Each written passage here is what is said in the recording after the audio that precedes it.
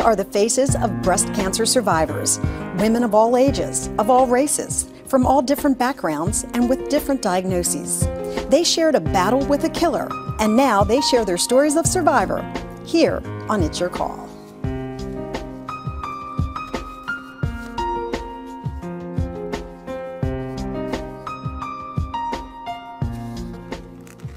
For 15 years, It's Your Call has made breast cancer awareness a part of its mission, and I'm proud to say that we are continuing that tradition once again. What started as a tribute to my own mother's battle with breast cancer is now a continuing commitment to educating and informing the public about the disease. Hello everyone, it's great to have you with us. I'm Lynn Doyle. You know, so often we hear the bad news that's associated with breast cancer. The startling numbers that tell us 1 in every 8 women will get it. The statistics that tell us every 3 minutes a woman in America is diagnosed. And the countless heartbreaking stories of men who have lost the women they love, siblings who have buried sisters, children who have said goodbye to their mothers, and mothers who sadly have lost their daughters to the disease. Well, not this time. This time on this show, we have powerful stories of survival, stories of brave women who have overcome the odds and who are now sharing their experiences to help motivate and inspire others. I'm humbled to have them with us today. I want to introduce you to them right away. They start with Elise Spatz Kaplan, a 20-year breast cancer survivor and the Director of Programs and Partnerships at Living Beyond Breast Cancer in Philadelphia. We're also joined by Taisha Love, who is a 4-year breast cancer survivor. She's written a book about her cancer experience titled I Am Not My Hair, A Young Woman's Journey and Triumph Over Breast Cancer. She's donating a portion of her book's proceeds to various cancer support groups. Ladies, thank you so much for being here and for sharing in our mission of informing the public about breast cancer. It's great to see you. Thank you for having us. I want to start with you, Elise, because your story mirrors my own mother's story. Suspected that something was wrong and had a doctor say, I'll worry about it for you. Tell us a little bit how you came to be diagnosed with breast cancer. I felt the lump in my breast while taking a shower. I was caring for my mother, who was ill at the time. And a few short weeks later, I went to my doctor's office, had the lump checked out. They thought I was too young. Don't worry about it, but in light of your family history of breast cancer, let's do a biopsy. And that's how the story started. I had a biopsy and it proved to be cancer. Now this was 20 years ago when we didn't talk about it quite the same way that we do today. Were you overwhelmed with fear just at hearing the words, Elise, you have breast cancer? Actually, for me, I think it was a bit different because I grew up with a family history of breast cancer. I was 5 years old when my mother was diagnosed, so I grew up thinking that breast cancer may happen to me. I just did not know when. So I was more worried about my young children. I had 3 young sons, 2, 5, and 8 at the time.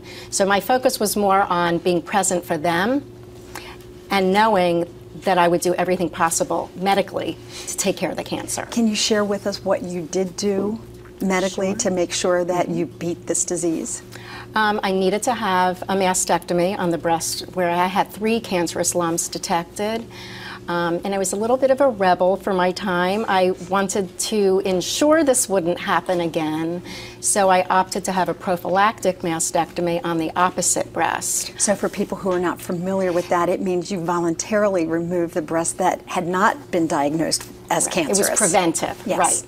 Right. And it proved to have some atypical cells, which at the age of 34 may have led me to a higher risk of having a second breast cancer later in life. And then I followed my surgery with chemotherapy.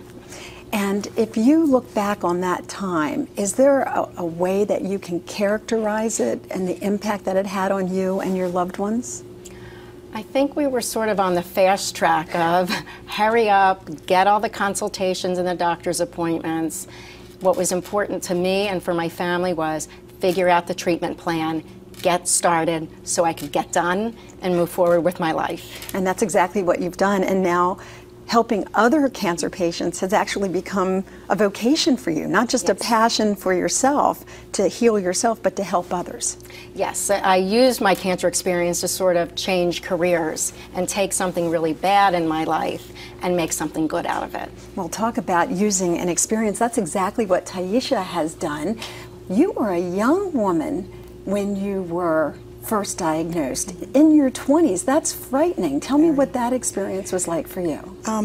It was very frightening. I knew that it was a possibility that I could develop a cancer because it's very strong on my mother's side of the family, so I knew it was very possible. But just to hear those words at the age of 29 that you have cancer, it was very terrifying, and I think for a long time I didn't want to believe it, kind of denial, not accepting. Everyone has a different reaction when they hear what their diagnosis is. You heard Elise say that she was going to be very proactive, but you admit to being scared when you heard it. Even though you may have suspected it was coming in your direction, one can never really quite prepare for it, can you? Oh no, you can't really prepare for something like that. But once I accepted that this, the diagnosis, it was just like, what do I need to do to make sure that I'm healthy and I'm here for my children and we can have a life together? So in that, you were motivated, just as Elise was, by your children and wanting to be here for them,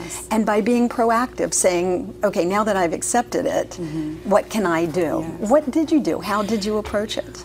I approached it, I just thought about the women in my family and their battles with cancer. My mother's a 3-time survivor. She's also BRCA1 positive, as am I, and I didn't want to take that chance of cancer trying to come back to attack the breast, so I just went for the bilateral mastectomy with reconstruction, and we went right into my chemo treatments. And it's been 4 years since then. Yes. Your prognosis is good? Yes.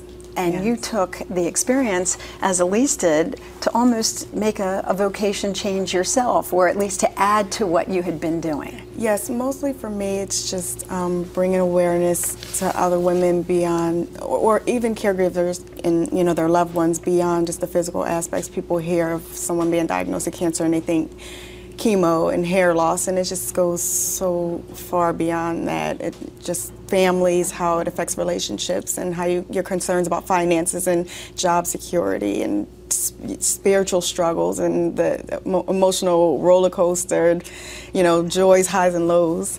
Just bringing awareness. We're going to talk more about that later in the show as well. We're going to invite our viewers to be part of that conversation as well. But your book is called I Am Not My Hair, because you did take the experience of not just losing your hair, but of your entire life changing, and then shared it in this book. Yes. What did you hope to accomplish with it? Actually, I didn't, it was not my plan to publish this book. This book was just my journal. I journaled throughout my experience because it was therapeutic, and once I was past my treatments, everyone, friends, family, they were encouraging me to publish the book because they said, you won't believe the awareness that you will bring if you were to, bring this to the public. Well, we're going to talk more about that and talk more with Elise in just a moment, but I do want to tell you that we'd love to hear from you. If you'd like to give us a call or you'd like to email me and share your story or a story of a loved one, we'd love to hear from you. I'm at lynn@lynndoyle.net. In fact, we're going to go to the telephone lines where I'm joined by Tammy. Tammy, it's nice to have you with us. Thank you so much for having me. Now, we've been hearing these brave women share their stories of survival,